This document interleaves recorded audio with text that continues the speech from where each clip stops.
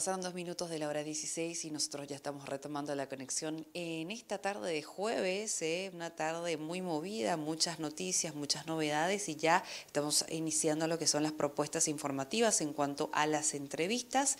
Las hacemos en piso, ya estamos recibiendo a nuestro primer invitado en esta jornada y la verdad que un privilegio poder compartir con este invitado y es de lujo.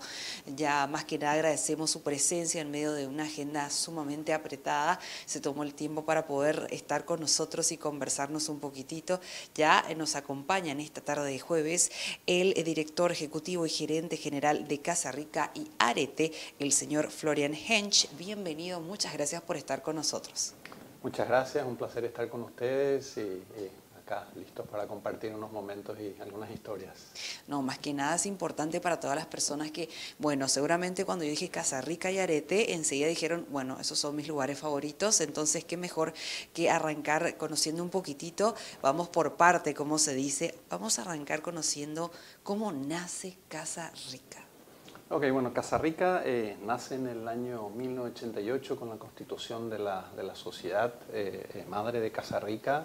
Y un año después, en 1989, la apertura del primer local, aquí muy cerca, de hecho, de la galería, en Aviadores del Chaco, casi San Martín. Básicamente la fundadora, la señora Herta Lange, alias, como le llamamos cariñosamente, la señora Mushi, fue la fundadora de Casa Rica. El concepto inicial y que hasta hoy en día se mantiene en el ADN de Casa Rica son los productos importados, los productos exclusivos con los que ella empezó. Ese primer negocio era un negocio relativamente pequeño comparado con los más grandes que tenemos hoy, y aparte de caracterizarse por tener productos exclusivos importados, y hay que recordar que hace 35 años atrás, hace eso, la cantidad de productos importados en Asunción era ínfimamente menor en todos los negocios, entonces realmente era una novedad. Y la segunda característica de esa época de la fundación de Casa Rica, que se mantiene hasta hoy, es la producción propia. Fue uno de los primeros locales que mezclaron el retail con el ofrecer comidas listas para llevar, basadas principalmente en recetas alemanas de la familia. Entonces, ese fue el origen de Casa Rica. Luego, en el año 2013, Casa Rica se muda a un local propio en la Avenida España, ya con dimensiones más grandes, como para poder satisfacer las ventas integrales del hogar. Esa apertura fue tan exitosa que 4 años después se abre la segunda sucursal en Molas López, y otros 3 años después se abre la tercera sucursal en Casa Rica Los Laureles. Así que eso es en síntesis la historia de Casa Rica. Vale mencionar que Casa Rica también fue el precursor vamos a decir, del primer delivery. El primer mercado gourmet o supermercado que hizo delivery a la casa fue Casa Rica en el año 2009. En principio con teléfono, luego ya profesionalizándose con una plataforma, siempre en aquel entonces con su aliado tecnológico Teo. Y bueno, y con todo lo que siguió y siguió apostando a ese eje de servicio. La historia de Arete empieza en el año 2018. En el año 2017 fue adquirida el paquete mayoritario de 2 tiendas en el Shopping Pinedo de la cadena Archie. Fue inmediatamente hecho un rebranding a la cadena Arete, todo un lanzamiento de marca, posicionamiento nuevo, y esas 2 tiendas ubicadas en el Shopping Pinedo y en el Paseo Cerro Alto de Lambaré se le fueron sumando ahora 2 sucursales que abrimos recientemente, uno en Primer Presidente, casi Itapúa, y la otra sobre la Avenida Venezuela, cerca de Artigas. Entonces, esa es la historia, digamos, muy resumida de las 2 marcas, de las 2 cadenas. Digamos, y el grupo, nosotros le llamamos internamente Arca, porque no marketeamos el grupo, se empezó a formar en el año 2009, que es básicamente la consolidación de todos los departamentos que brindan servicios internos a las 2 marcas, recursos humanos, comercial. Entonces, eso es en resumen la historia de las 2 marcas. Importante conocer un poquitito el lugar y la historia y más que nada cómo nace. Por otra parte, nos encantaría conocer ese punto diferenciador entre ambas. Casa Rica por un lado, por otro lado Arete. Ok. Antes tal vez de hablar de las diferencias, la pregunta es ¿qué tienen en común? Entonces voy a empezar por lo que tienen en común. Lo primero es una vocación y ¿cómo se llama? Un foco total en atención al cliente. Tanto Casa Rica como Areté tienen eso en el DNA y escrito en todos sus principios, valores, misión, porque entendemos que es nuestro principal diferenciador versus un negocio más masivo. Eso aplica a ambas cadenas. El segundo pilar es un foco en lo que es un programa y una estrategia continua de descuentos, llámese días de descuentos diarios o días exclusivos de descuentos en ciertas categorías y o descuentos vía alianzas con cooperadoras, con ciertas instituciones financieras, con el objetivo final de siempre ayudar al bolsillo de nuestro cliente. El tercer factor en común que tienen ambas es un enfoque en la calidad. Y en la calidad de los pequeños detalles hasta los más profundos, en la calidad de lo que vendemos vía la producción propia de ambos con panaderías excelentes, confiterías excelentes, muy buenas roticerías, pero enfoque en lo más básico como la limpieza constante de un local, el calidad del detalle, los controles, entonces la calidad y cómo entrenamos y tratamos de tener en el DNA ese círculo de la calidad completa y total constante. Yo diría que esas son las tres cosas que tienen ambas cadenas en común. Construyendo sobre esas tres, Casa Rica tal vez los tres pilares de diferenciación son claramente su surtido amplio de importados, muchos de los cuales son exclusivos, un portafolio de productos saludables, una sección de frutas y verduras con un estándar de calidad y muy alto, y todo lo que es el DNA de innovación y experiencias gourmet. Recientemente ayer tuvimos la visita a Osvaldo Gross, que por segundo año consecutivo viene a visitarnos. Entonces, cómo constantemente estamos innovando, trayendo novedades, entreteniendo a nuestros clientes alrededor de todo lo que sea gourmet, novedades, etc. Yo diría que ese es el segundo y gran pilar de diferenciación de Casa Rica.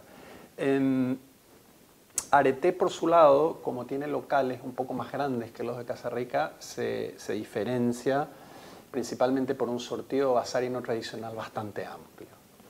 Y el segundo factor diferente es que la gama de asociaciones y alianzas en términos de descuentos es más robusto, digamos, es más amplio. En Casa Rica trabajamos con un partner que estamos hace muchísimo tiempo, que es el GNB, y en Areté trabajamos con tres cooperativas, la cooperativa Lambaré, la cooperativa Comecipar, y con varios bancos, básicamente el Continental, Sudamérica, GNB, regional, entonces familiar. Entonces tenemos casi todos los días bajo una bandera diferente una manera de poder ahorrar. Eso yo diría que son las dos diferencias entre las dos cadenas.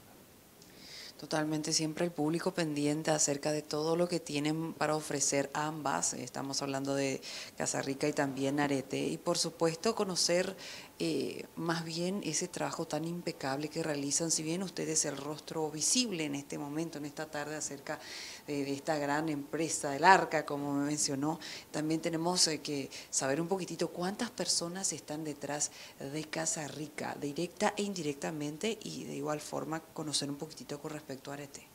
Mira, entre ambas empresas nosotros tenemos hoy más de 1.700 empleados, 900 en Casa Rica, el resto en Areté.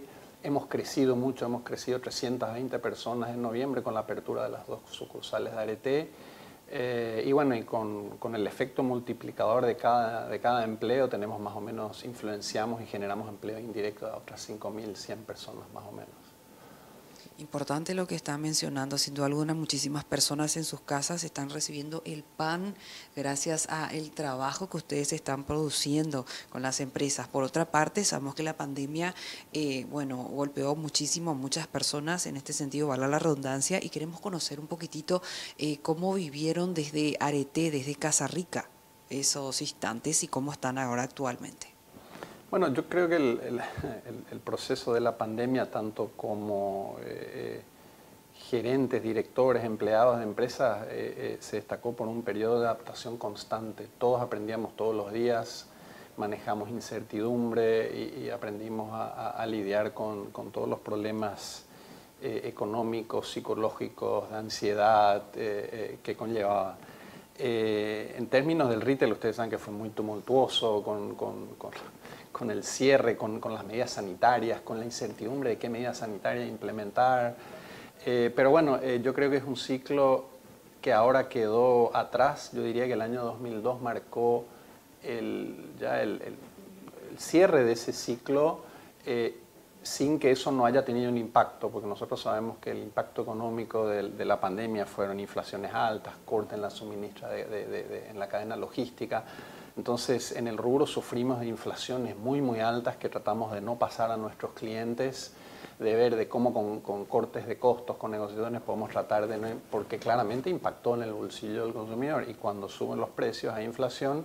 ¿Qué hacen las personas? Gastan menos, gastan tal vez lo mismo en plata, pero compran menos en cantidad. Entonces, en ese sentido, los resultados del año 2002 fueron medianos, pero bueno, también hay que considerar que tuvimos un entorno económico de sequía, donde algunas partes de la economía que tienen un efecto multiplicador muy fuerte se vieron muy afectadas. Entonces, nosotros no estamos ni satisfechos ni descontentos con los resultados del 2002. Creo que fue un año durísimo para muchísimas industrias y para muchas partes de la economía. Y fue un año, yo diría, de recuperación. Nosotros en términos reales crecimos en precio, pero no crecimos en cantidad. Entonces eso significa que uno está parado. Y eso obviamente señala un poco de lo difícil que fue el ciclo por el que pasamos.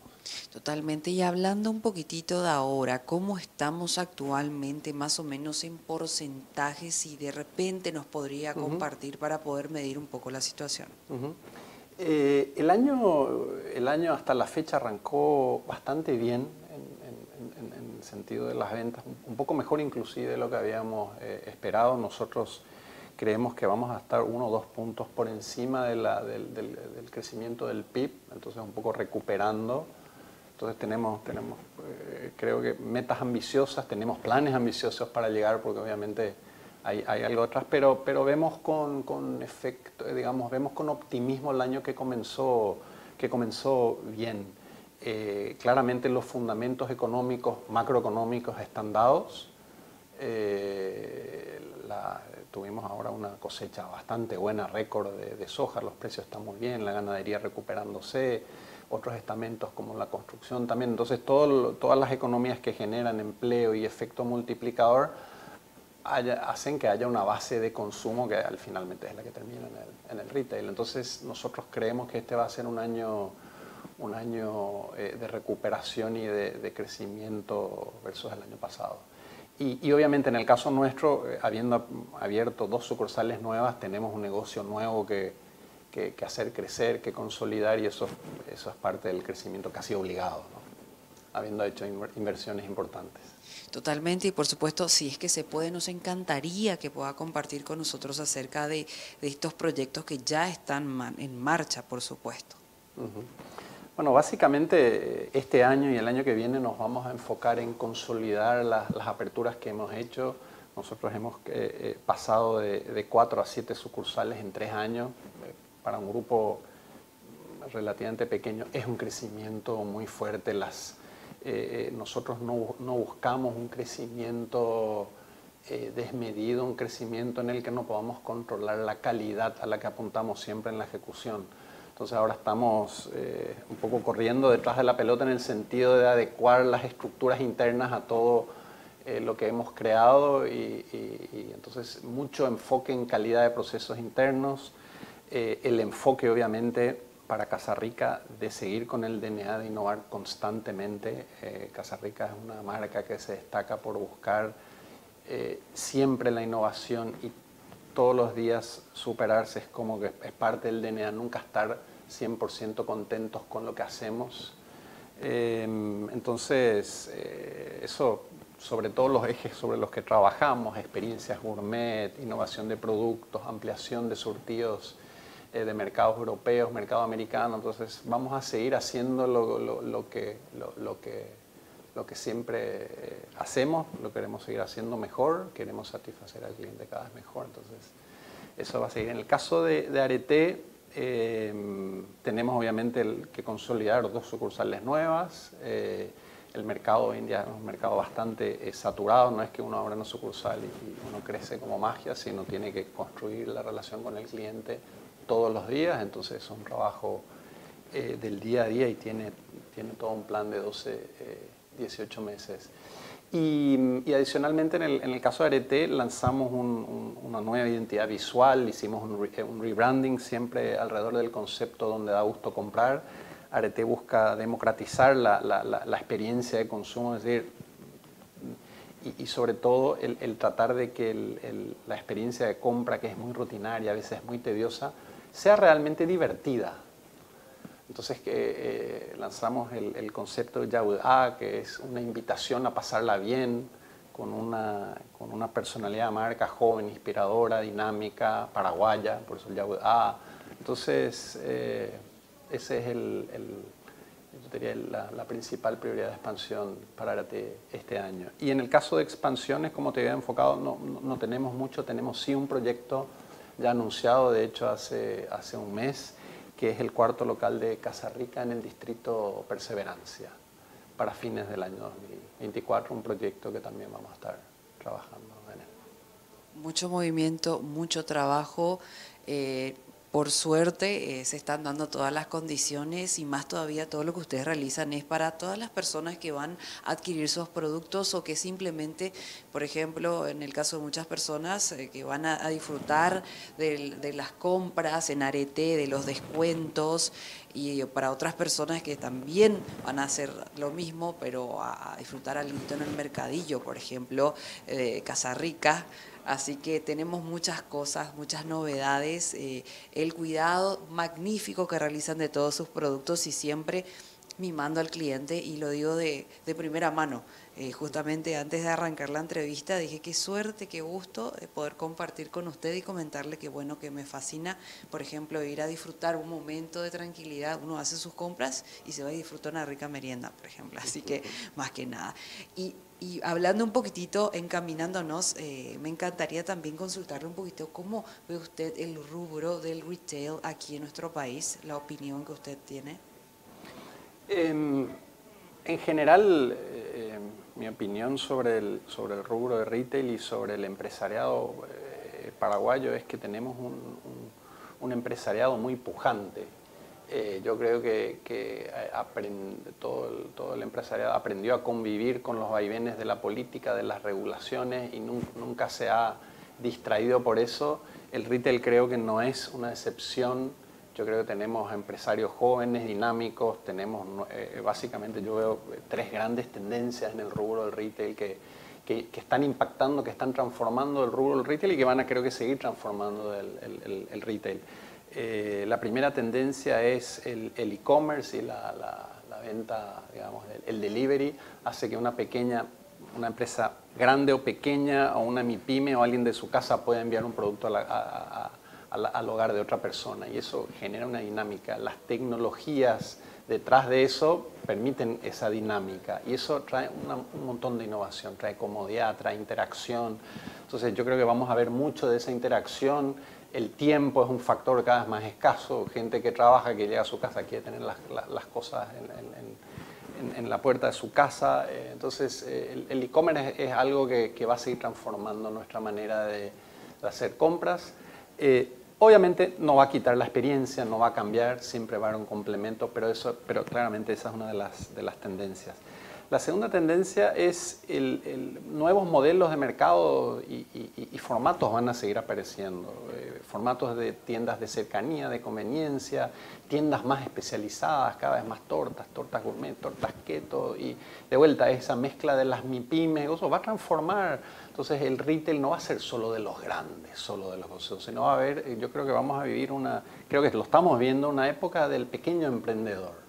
Entonces esa es una segunda tendencia y ese es un desafío porque cuando uno es grande no tiene la velocidad, grande entre comillas, pero no tiene la velocidad, entonces uno no puede, tiene que mantenerse al ritmo de la innovación de alguien, de miles de pequeños emprendedores. Entonces esto es un desafío y yo creo que eso va a traer mucho valor para los consumidores y para nuestros clientes. Y nosotros estamos contentos de eso porque nos gusta siempre y cuando la competencia sea leal y no contra la informalidad y el contrabando. Y la tercera tendencia es los consumidores de todos los estratos, tanto de nivel socioeconómico alto, medio y bajo, tienen hoy una mayor conciencia sobre la necesidad de alimentarse sanamente. El COVID y la última pandemia también del chikungunya, etcétera, ha demostrado que enfermedades bases vienen en gran parte por mala alimentación, por hábitos no saludables, y eso genera conciencia, espera, pero yo quiero vivir mucho tiempo y si quiero vivir mucho tiempo tengo que cambiar mis hábitos. Y gran parte de eso pasa por comer mejor, comer menos en cantidad, comer menos calorías, comer mejores ingredientes. Entonces vamos a ver mucha innovación, mucha información, mucha enseñanza y consumidores de todos los estratos paulatinamente absorbiendo más esos vídeos de estilos de vida más saludables.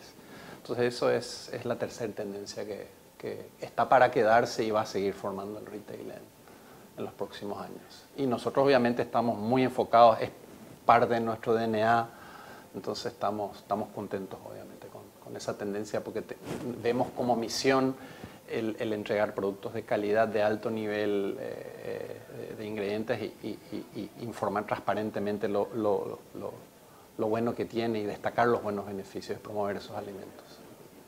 Totalmente, y toda la teleaudiencia está muy contenta de poder escucharlo de esa manera, compartir con nosotros también un poquitito de historia, hablarnos acerca de cómo están trabajando, de todo lo que desarrollamos en este poco tiempo, mejor dicho, desarrolló usted en este poco tiempo, porque sabemos que para hablar de esto necesitamos más tiempo, tratamos de tocar todos los puntos importantes, y en este sentido, lo que se viene para este año es muy prometedor.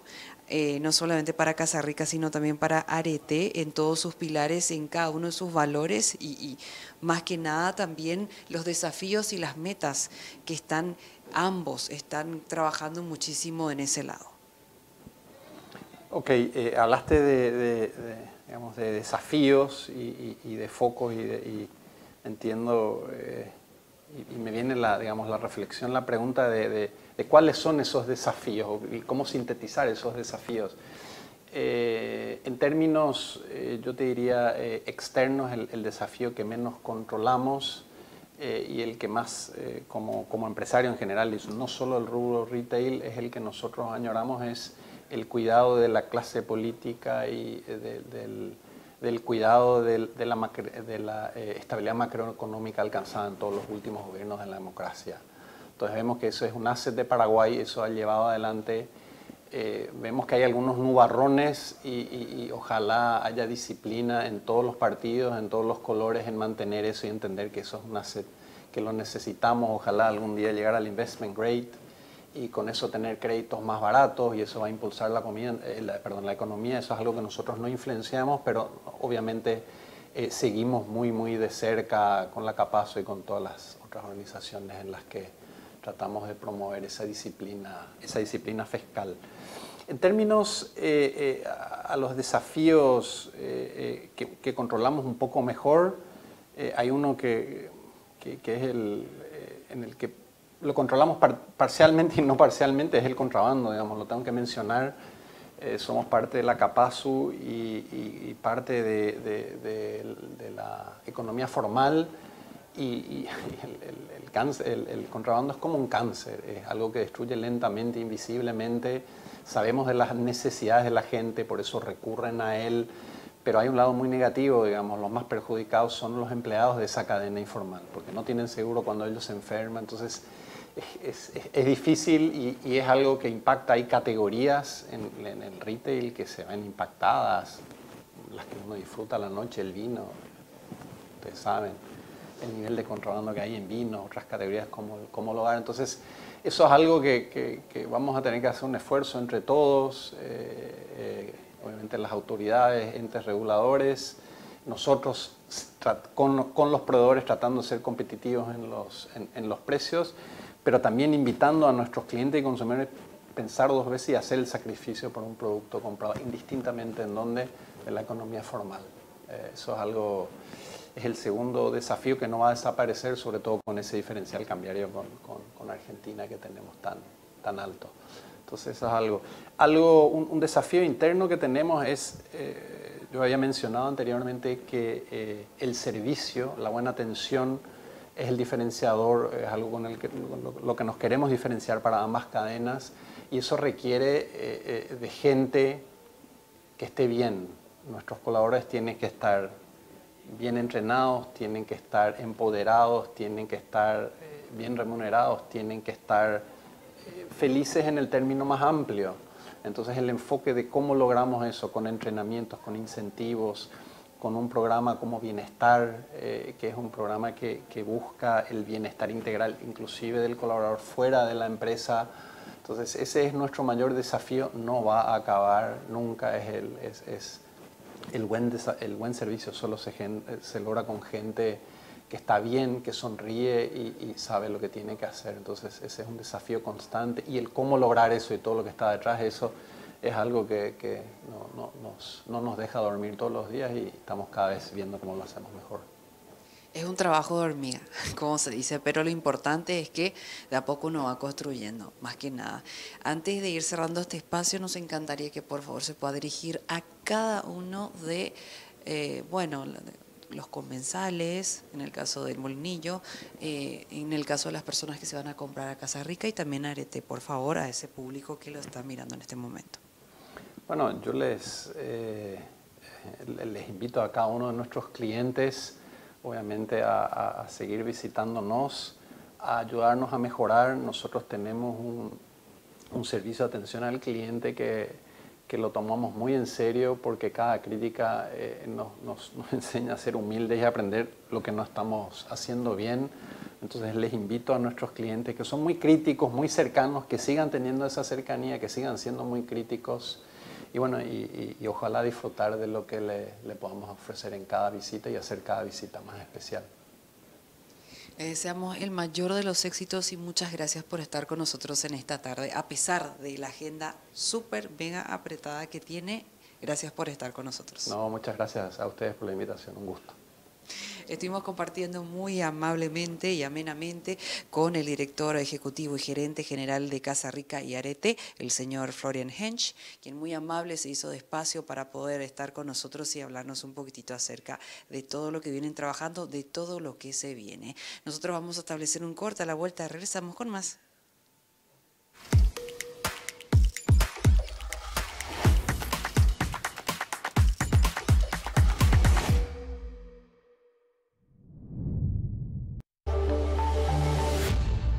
Paraguay, país que se proyecta con la mayor expansión económica de Latinoamérica. Te cuento de los 4 ejes principales que permiten eso: estabilidad macroeconómica, permitiendo la previsibilidad en la planificación y desarrollo de programas de inversión y modelo de negocio. Contamos con la presión tributaria más baja de Latinoamérica, permitiendo optimizar los rendimientos de inversión, fomentando el desarrollo económico del país.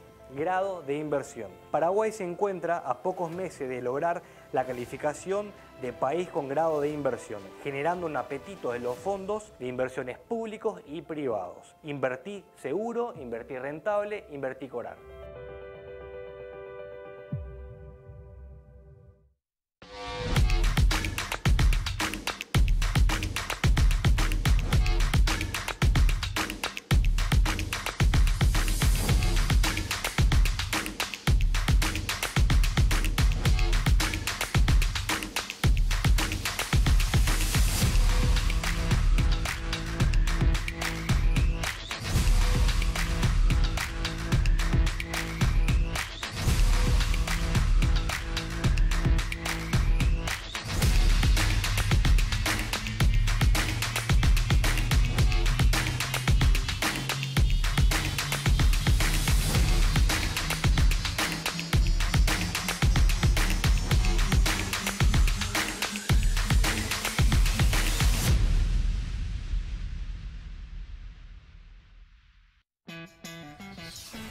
En este lugar conectamos, respaldamos y protegemos los recursos que hacen crecer a muchas empresas. Como a la cafetería de Emilia, a quien le brindamos conectividad para que siempre esté cerca de sus clientes. O la importadora de Martín, que puede trabajar desde donde quiere y tiene respaldada y accesible toda su base de datos. Y también a la empresa internacional que dirige Diego, que tiene la seguridad de contar con protección ante ciberataques y así resguardar a la empresa, sus clientes y colaboradores. Porque sin importar si son pequeñas, medianas o grandes, ya son más de 50.000 las empresas que nos eligen para impulsar su crecimiento.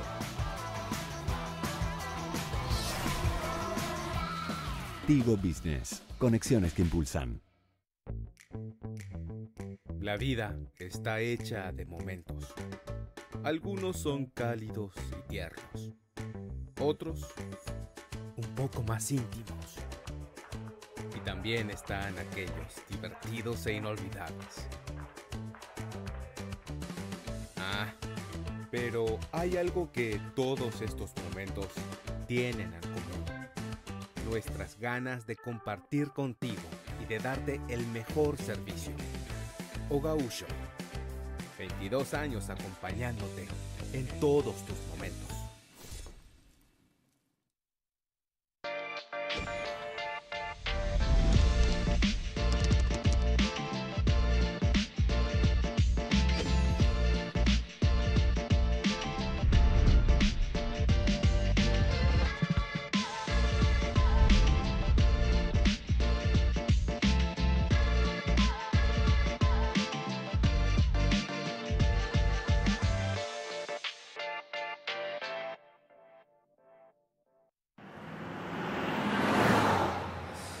Cierto, no tengo wifi.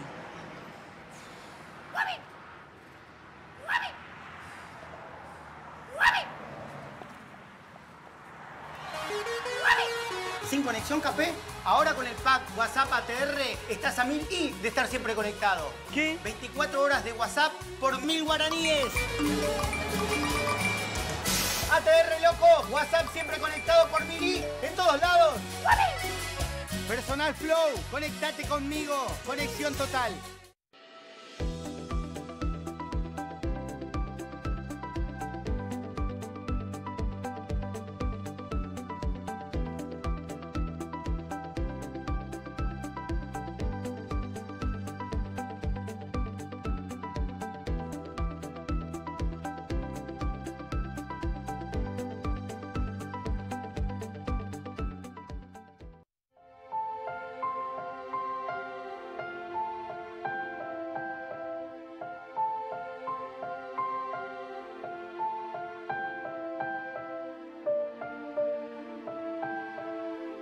Si tenés algo que contar, contalo. Hablar es la mejor manera de resolver, acompañar, proteger, crecer. Hablemos.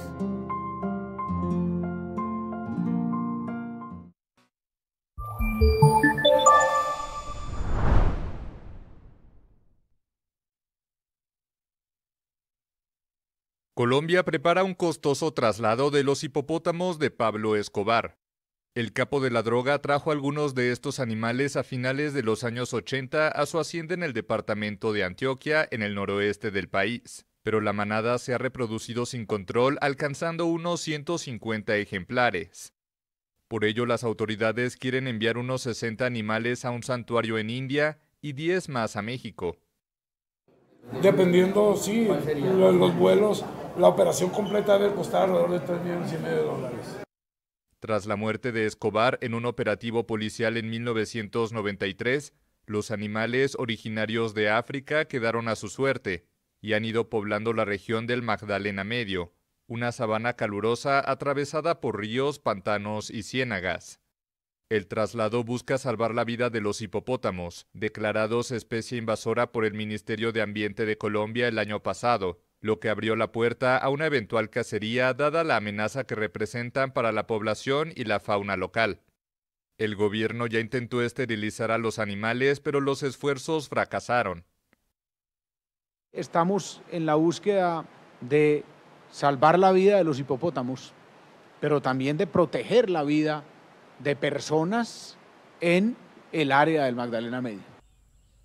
Las autoridades pretenden concretar el traslado en el primer semestre de este año y señalaron que solo hace falta una suerte de pasaporte de los hipopótamos que expedirá el Ministerio de Ambiente. Un entierro simbólico de las víctimas indirectas de la guerra civil en Guatemala. Pobladores de Jacaná, una remota aldea del norte del país centroamericano, recibieron el miércoles 59 osamentas de indígenas mayas que murieron en las montañas mientras escapaban de la persecución militar durante el conflicto, que se extendió de 1960 a 1996. Los pequeños osarios de madera fueron apilados en un salón de la escuela pública de la aldea, donde se hizo una ceremonia antes de su inhumación en un mausoleo construido en el cementerio local.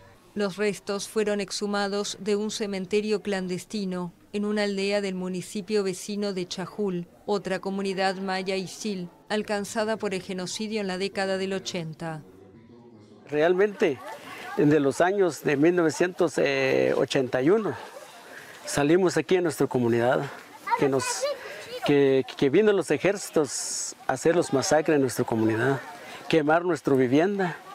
Entonces fuimos a refugiar en cualquier lugar, en los joyas que estaba aquí, a esconderse más que todo.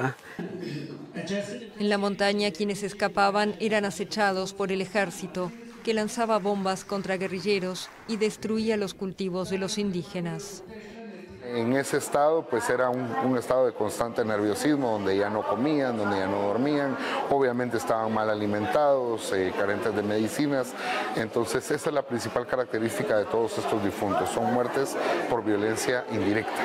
No fueron víctimas directamente de las balas, pero sí de todo el contexto que dejó la violencia en sus comunidades de origen. Para la Fundación de Antropología Forense, el entierro simbólico ayuda a sacar a la luz un poco de la verdad que quedó escondida en la montaña. La guerra interna en Guatemala se extendió durante 36 años y dejó 200.000 muertos o desaparecidos. Según la ONU, el 93% de las víctimas fue responsabilidad de las fuerzas del Estado.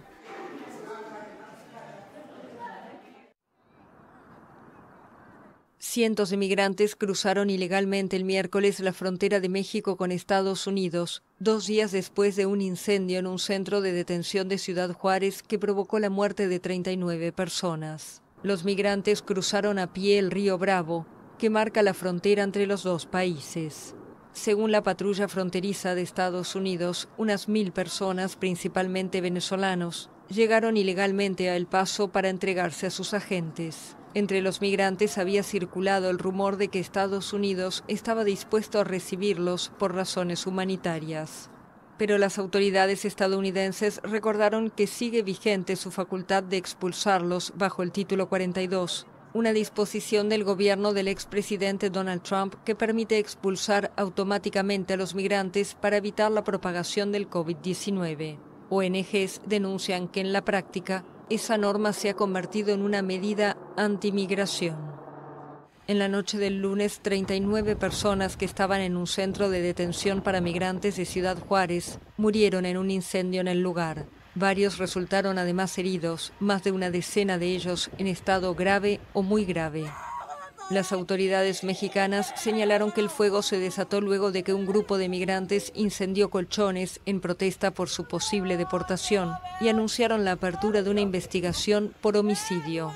Por su parte, la Fiscalía General de México denunció omisión por parte del personal del centro. Amnistía Internacional afirmó que la tragedia es consecuencia de las restrictivas y crueles políticas migratorias que comparten los gobiernos de México y Estados Unidos.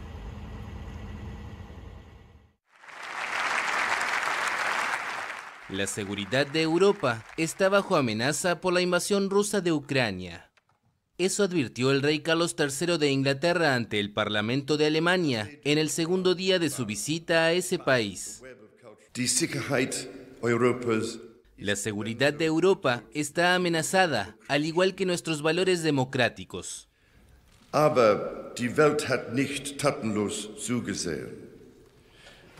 Pero el mundo no se ha quedado de brazos cruzados.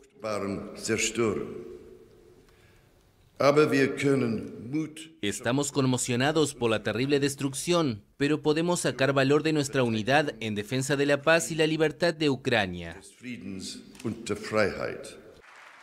Carlos III aplaudió la entrega de armamento pesado a Ucrania por parte de Alemania, país declaradamente pacifista tras los horrores del nazismo. La decisión de Alemania de proporcionar a Ucrania tanto apoyo militar es poderosa, importante y bienvenida en todas partes. El monarca realiza su primer viaje al extranjero como rey, una decisión percibida como un fuerte mensaje sobre la voluntad del Reino Unido de mantener estrechos vínculos con el resto de Europa a pesar del Brexit. En un principio estaba previsto que visitara Francia antes de ir a Alemania, pero el viaje se canceló debido a las manifestaciones contra una reforma de las pensiones que sacuden a ese país.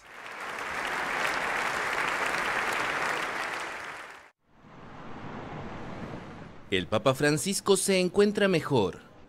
Eso anunció el jueves el Vaticano, que agregó que el pontífice volvió al trabajo mientras continúa internado en un hospital romano por una infección respiratoria.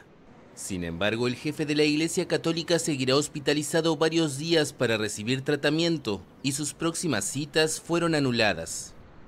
La inesperada hospitalización de Francisco suscitó fuertes interrogantes sobre el real estado de salud del primer papa latinoamericano de la historia. Después de asegurar que se trataba de controles programados, el portavoz del Vaticano finalmente anunció, tras varias horas de silencio, que el papa padecía una infección respiratoria. Según fuentes internas del hospital, es posible que el pontífice pueda presidir la misa del Domingo de Ramos el próximo 2 de abril en el Vaticano, salvo imprevistos. Con esa misa se abren las celebraciones por la Semana Santa, que se culmina con la Pascua, la fiesta más importante del cristianismo. Fuentes religiosas sostienen que el Vaticano está organizando un programa alternativo en caso de que el Papa no pueda presidir las ceremonias religiosas.